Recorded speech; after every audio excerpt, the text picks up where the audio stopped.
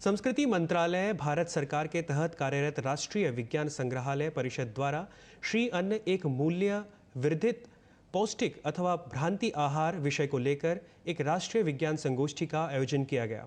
संगोष्ठी में देश भर से आए 60,000 प्रतियोगी बच्चों में से 36 चयनित बच्चों ने भाग लिया और पोषक अनाजों को बढ़ावा देने के बारे में अपनी राय रखी। देखते हैं ओपी यादव की एक खास रिपोर्ट। केंद्रीय संस्कृति मंत्रालय के तहत कार्यरत राष्ट्रीय विज्ञान संग्रहालय परिषद द्वारा श्री अन्न एक मूल्य वर्धित पौष्टिक अथवा भ्रांति आहार विषय को लेकर एक राष्ट्रीय विज्ञान संगोष्ठी का आयोजन किया गया।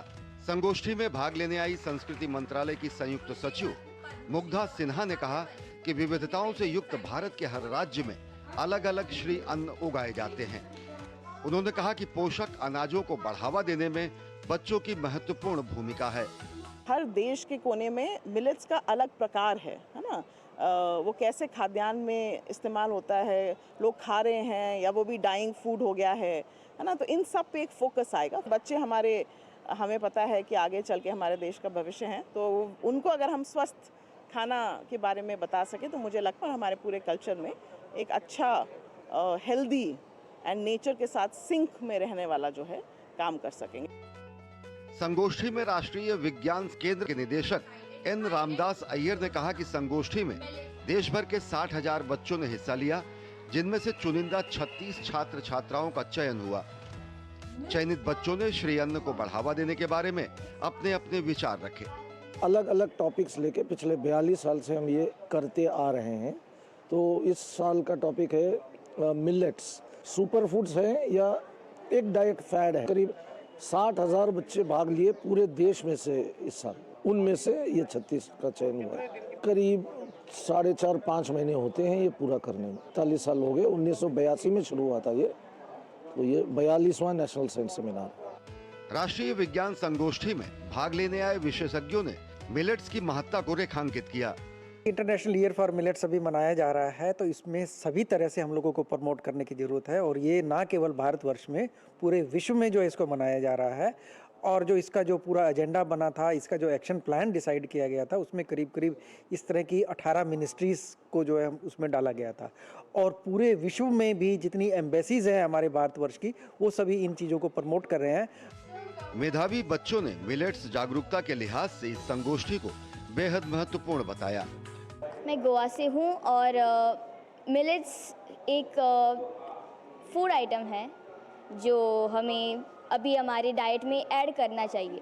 इट इज़ वेरी न्यूट्रिशनल, हमारे बॉडी के लिए बहुत बेनिफिशियल है वो। संगोष्ठी में आए अन्य बच्चों ने भी पोषक गुणवत्ता के लिहाज से श्री अन्न को बेहतरीन खाद्यान्न कहा। अब जब मैंने इसमें पार्टिसिपेट करके इतने सारे बेनिफिट्स जाने हैं मिलेट्स के बारे में कि अब जब भी मैं मेरी दादी के घर जाऊंगी मैं ज़रूर उनसे खुद ही बोलूँगी कि मेरे को बना के दें। बदलती जीवन शैली के बीच सेहत के लिए प्रतिभागी बच्चों ने पोषक अनाजों को बेहतर विकल्प बताया।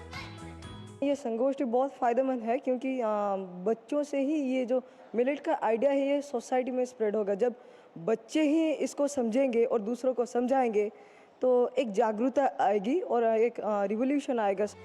गौरतलब है कि राष्ट्रीय विज्ञान संग्रहालय परिषद NCSM हर साल वार्षिक छात्र विज्ञान संगोष्ठी का आयोजन करता है। संगोष्ठी का उद्देश्य युवा छात्रों के मन में वैज्ञानिक सोच और विश्लेषणात्मक प्रवृत्ति की भावना पैदा करना है। संगोष्ठी में देश के प्रत्येक राज्य और केंद्र शासित प्रदेश से प्रतिस्पर्धा के आधार पर शिक्षा विभाग के अलावा विज्ञान और प्रौद्योगिकी विभाग के जरिए स्कूल, ब्लॉक, जिला और राज्य स्तर पर चयन के बाद राष्ट्रीय स्तर पर मेधावी बच्चों का चयन किया जाता है। संगोष्ठी के प्रथम विजेता को 4,000 रुपए प्रतिमाह और बाकी 9 विजेताओं को 2,000 रुपए प्रतिमाह छात्रवृत्ति देने के अलावा ज्ञानवर्धक पुस्तकें और विज्ञान किट भी दिए जाते हैं। श्री अन्न एक मूल्यवर्धित पौष्टिक या भ्रांति आहार, इसी थीम को लेकर राजधानी नई दिल्ली में राष्ट्रीय विज्ञान केंद्र में एक संगोष्ठी का आयोजन किया गया। संगोष्ठी में भाग लेने आए देश के 13 राज्यों और केंद्र शासित प्रदेशों के बच्चों ने न केवल श्री अन्न के महत्व को रेखांकित किया, बल्कि पोषकता के आधार पर स्वस्थ और सेहतमंद रहने के लिए इसको अपनी भोजन की थाली में शामिल करने का प्रण भी लिया। मेरे सहयोगी कैमरामैन अनिल ठाकुर और संजीव के साथ मैं OP Yadav, DD news, Delhi.